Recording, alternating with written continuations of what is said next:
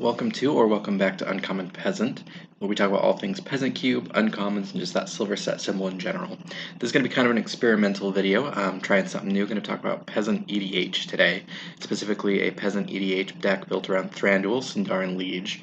If you like this kind of content or this kind of video, please let me know in the comments below. If you don't like it, of course, let me know too. Just trying something new and just trying to shed light on some more good uncommons that are great in the wonderful game that we play. So first of all, Thranduil, of course, is an elf that cares about landfall. And so in that Peasant EDH deck, you're going to want to play a lot of elves that also have landfall.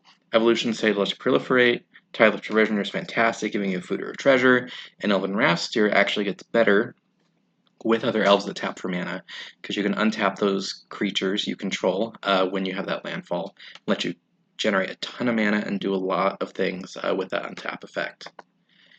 Now, to be able to take better advantage of those landfall abilities, you want also elves or other cards that are going to give you lots of lands. We have Sylvan Reveler that's going to let you draw, discard, and put another land into play, and also has a landfall ability itself to regrow some from your graveyard.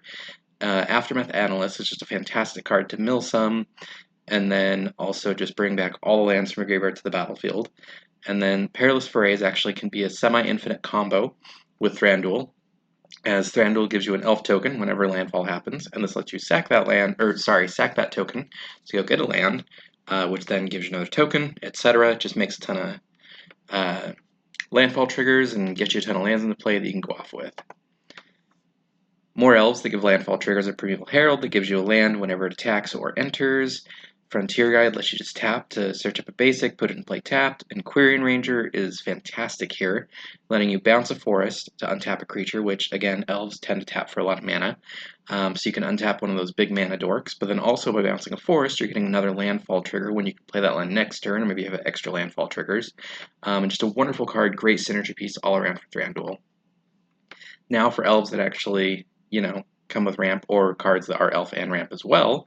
We have Satina, Speaker of the Jijiru, basically a wood elf, 3-mana 2/2. When it enters, you search for a basic, put it into play tapped, and whenever she attacks, you can bounce a land to put a +1 counter on a creature. Again, kind of like the Quirion Ranger, you can bounce that land, reuse that for more landfall triggers. Bounty of Skemfar lets you get a land into play tapped and get an elf from those 6 cards revealed, which is wonderful. And then Coiling Oracle is just classic. Elf enters, you look at the top card of its land, puts it on the battlefield, otherwise you put it in your hand, so another potential landfall trigger there, or just card advantage when you need it. Continuing the ramp theme, just some good classic ramp cards, 3 Visits, Shared Roots, and Whirling Growth. Both are just going to ramp you extra lands, get more landfall triggers, and then, of course, extra lands into play, not just from searching. You've got Planar Genesis, that lets you get a land from the top 4, or even just, pick the best card out of those top 4. And Lessons from Life and Urban Evolution are very similar cards, letting you draw 3 and then putting an extra land in play, or just playing an extra land this turn. Wonderful pieces that are going to get card advantage, ramp, and more of those landfall triggers. Now for the general elf theme, we have several cards that really do help buff those elves, go wide with those tokens. Dwynen's going to buff your whole team and gain you life when she attacks for each attacking elf. Perius Perfect is a wonderful uncommon. It's going to buff those elves and make you more elf tokens over time. And Gempalm Strider can be an out-of-nowhere win condition, letting you just cycle it and suddenly give your whole team a +2/+2 bonus. Continuing the Elves Matter theme, Heedless One's just going to be a big trampler that grows bigger for each elf you control, which you can get a lot of elves from those landfall triggers, or just playing lots of elves. Heritage Druid's going to let you use those elves to tap for more mana, and Jiraga Tree Speaker's going to level up over time to either tap for mana itself, or give all of your elves the ability to tap for 2 mana. It's just a fantastic card for Go White Elves.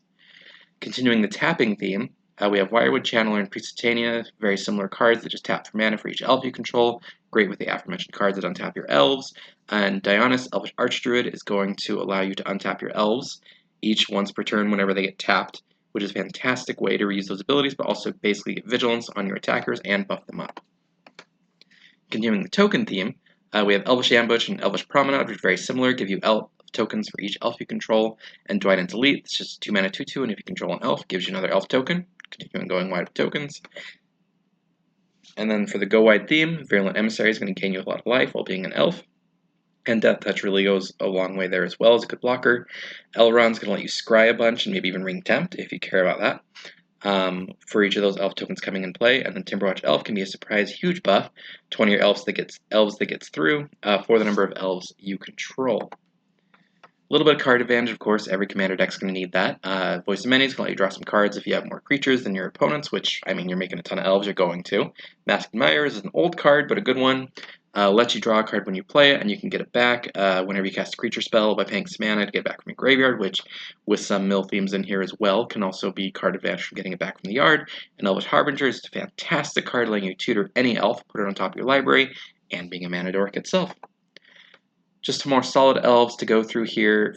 Disciple of Freyalise is just going to be a nice little card advantage piece. You can sack a creature, draw cards equal to its power, or modal double face card can be a land in a pinch when you need it. Frilled Mystic is wonderful. It's just a good counterspell on enough body. Paradise Druid is just a wonderful hexproof mana dork. Just great card that's going to help you get to the mana that you need. And then, of course, your removal elves. Reclamation Sage is generally the best one here, played in a lot of decks. Just 3 mana, enters, destroys an artifact or an enchantment on an elf. It's wonderful. Viridian Shaman just destroys an artifact on enter, but again, redundancy there is great. And then Null-Mage Shepherd, if you get that really wide board, it's going to let you tap 4 and tap creatures to destroy an artifact or enchantment. With enough tokens, that's basically going to clear your opponent's boards of all artifacts and enchantments they control. We can't forget Changelings, our wonderful little creepy dudes from Lorwyn. They count as all creature types. Chomping Changelings, basically another Rec Sage. Omni Changeling, I personally love. Both Convoke, making it cheaper when you have a bunch of creatures anyways. And then becoming a copy of any creature on the battlefield means you can make it your opponent's best threat. And it still has Changeling, so it's still going to be an elf. Or just copy your best elf you already have on the field. And Bloodbind Pretender is just a nice little dude that becomes an elf. You choose elf when you play it. And then it gets a +1 counter each time an elf enters. Just a good way to go tall while you're also going wide. And then, of course, non-elf elf support. So creatures or stuff that aren't elves that are going to support those elves really well. Wirewood Lodge, classic, just lets you either tap for mana or tap it to untap target elf. Great with those aforementioned really big mana dorks.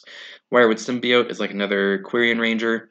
You can return an elf you control to its owner's hand to untap target creature. Again, great with those huge mana dorks, and also the ability to replay elves can let you reuse their abilities, maybe the Rec Sage to blow up another artifact or enchantment. And then Kithkin Mourncaller, I think, is an underrated card here. 3 mana 2/2 Kithkin, but whenever attacking Kithkin or Elf is put into your graveyard from play, you may draw a card. Nice little insurance policy there for your attacking elves. You're going to have a lot of tokens that go wide, they're going to get blocked, they're going to die, and you're going to draw a card for each one of those that gets killed, which I think is a fantastic card here, even if it is not an elf. And then our non-creature support, we've got Gathering Stone, reduces the cost of your elves by 1, and then on upkeep, you look at the top card. If it's an elf, you get to put it in your hand. If it's not, you can put it in your yard, which, again, plays well with the other graveyard themes that potentially come up. Herald's Horn is basically the same thing, with a little bit less from that you can't put it in the yard. And then Morkin Size is a great payoff for that yard. On upkeep, you can Surveil 1, which is going to fill that graveyard and also filter your draws. And then you can pay 6 to sack it and create a 2/2 black and green elf creature token. For each elf card in your graveyard, which is a nice little, end game payoff there for having filled your yard with all these little elves and dudes that are going to make you a huge army when you need it. Of course, we're going to want some just good generic removal. In Simic, you've got, of course, you have counter spells in blue, but other than that, you have Beast Within to blow up any permanent. Reality Shift's going to exile any creature. Fantastic piece removal there. And then the classic Pongify, destroy any creature and turn it into a 3/3 ape. Of course, we're going to need some fixing, and in Peasant and Uncommon, it's a little bit more limited, but you do have a couple of really good fixing lands for creature types, such as Secluded Courtyard, Unclaimed Territory, and then, of course, the classic Command Tower. We love it. It was printed in Uncommon. And, of course, Bounce lands are probably going to be your best piece here. Simic Growth Chamber, the strongest one, but Guildless Commons and Arid Archway are basically the same card. They're all going to tap for 2 mana, and when you play them, they enter tapped, and you have to bounce a different land you control to its owner's hand, which is going to get you more land, more landfall, more land triggers, more land drops, and just all in all, going to keep that, landfall trigger flowing.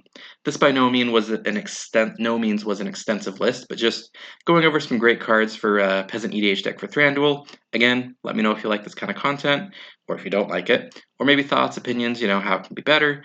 Do the usual like, comment, subscribe, share, all that good stuff, and hope to see you next time on Uncommon Peasant.